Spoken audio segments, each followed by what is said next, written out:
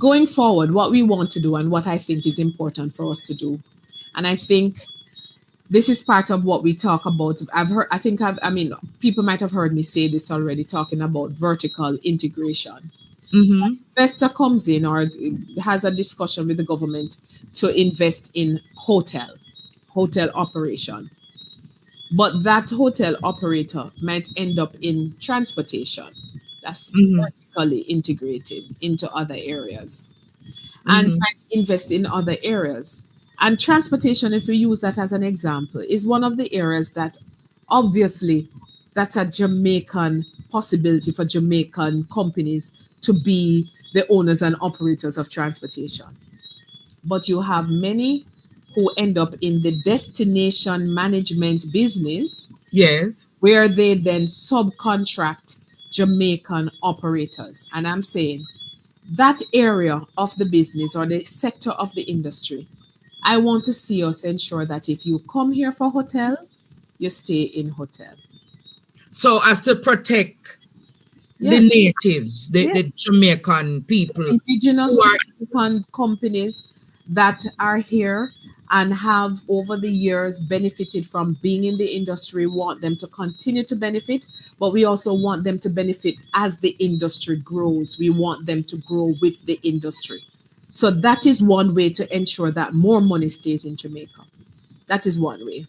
so what are other ways that you're contemplating? You know, I believe that when we are sitting down with investors, I want to have dialogue with them on an area like housing. Now, Mm. I have been hearing this talk about there's a shortage of workers. We can't find any workers. Mm-hmm. My view is that there are workers who could be living in Clarendon right now, but maybe the hotel operation is in Montego Bay, Yes. or there are workers in St. Elizabeth. But the issue that many will have who are in Clarendon or St. Elizabeth to come to Montego Bay, as an example, is the cost of housing. If you're building a property of 1,000 rooms, it means that you need at least 2,000 workers. Mm-hmm. Those 2,000 workers do not all live right next door to where you're operating. So, how do we then get people to relocate from other parts of Jamaica, whether for 3 years or five But years? Senator Allen, think critically now.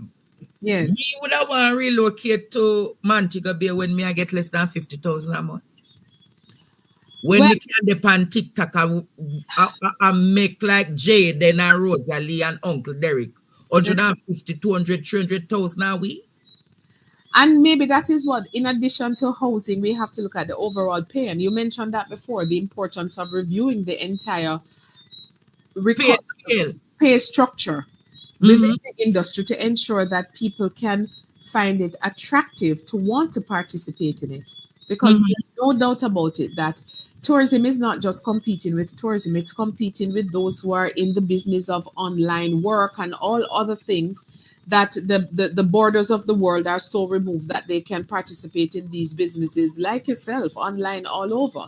So Mm-hmm. my view is that if we want to attract and retain the best of the best for the industry to deliver the best of the best in service, Mm-hmm. we have to find the conditions which are considered to be the best of the best. So we're talking about livable wages. More than livable, but yes, at least livable. So how do you deal with these investors who are going to say we're not paying the workers more than this particular amount? How do we deal with those? When you become minister, you're going to have some of them who go and say, if it is that we can't get to pay them at this flat rate, I'm going to take up my things and leave Jamaica. How are you going to deal with those persons, Senator Ali? How are you No, going to deal with those I, investors? I think ultimately we are at a place in our tourism life cycle, the maturity that we are at here.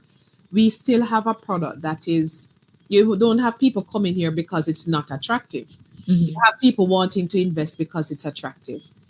And I believe fundamentally that we have a role, a responsibility as government to ensure, because we serve the people first, to ensure that we have these tough decisions or discussions that must be had. And I have found that the government of the People's National Party of the past, we have been able to negotiate and negotiate well. We have seen it because we see the results of those discussions and negotiations. And we have good relations, relations that will be forged, relations that will be um, sort of supported to ensure that we get what is best for everybody. Because a good negotiation, somebody always told me, a good negotiation is when you come to the table and each of us walk away with having lost just a little bit. So you're Oh, not going to go in there and get everything that you want. When you go to negotiate, do you get everything that you want? no, I normally get most though, because you know All my right. amount. You have some skills, but the fact is that you walk away with having lost a little bit. Mm. So you've gotten most, you've lost a little bit. But And don't you think for the past 8 years, the mhm. Jamaica tourism workers have lost more and not a little bit? Well, when I saw what I saw today, it is very clear that there are some workers in the industry who are dissatisfied. And based on what they have said, and it's not something that happened overnight, based on Mhm. what they said, I believe it is reasonable to get from that we have work to do to make our workers feel better about investing their time, their effort, their talent in an industry that has the potential to have more rewards for them. I believe that is fundamental. In crafting a policy or the manifesto for the People's National Party, don't you think as spokesperson for tourism, you Mhm. possibly need to start a series of town hall meetings with the tourist workers? Because if it is that it is from Royalton to Breathless, probably it is Sandals next. You see, I don't want to assume what might happen next. What I will say is that dialogue is important. Dialogue between the opposition and the people. As we saw today, I think I had pretty good dialogue with them, and I think they're open to more dialogue to understand what their concerns are, to make sure that we, as an opposition, fully appreciate their position. And it doesn't just rest with workers in the industry.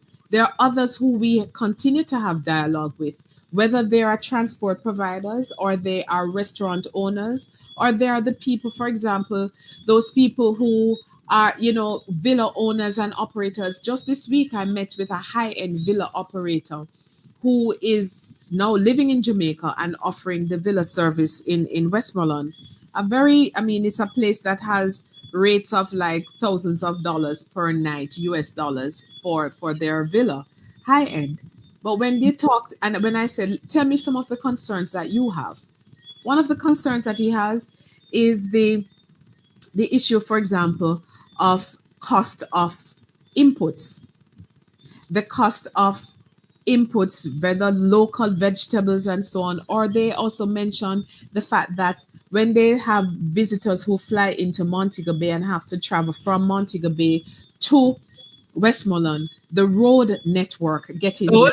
Lord, the road network that the Prime Minister is saying. And by the time you're offering a high end that you're charging thousands of US dollars per night, and the experience from Montego Bay Airport, which ought to be somewhere in the region of about 45 an hour's drive if the roads are clear and free.